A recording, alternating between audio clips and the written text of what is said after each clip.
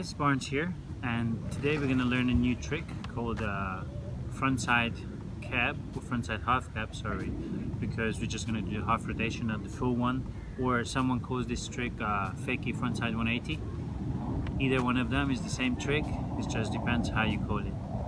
The foot position for this trick is your front foot on the tail, kind of like a bit on the hillside bucket, and your back foot is on the bolts or just under the bolts.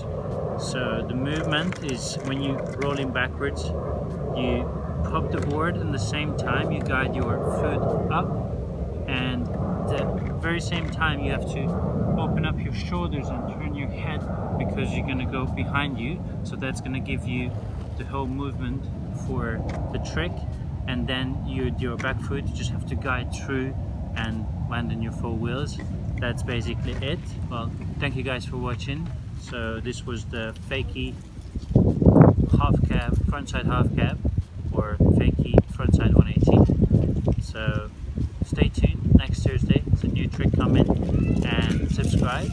But the most important is to go out, whatever trick you have, practice new ones if you can, and just go skate and have fun.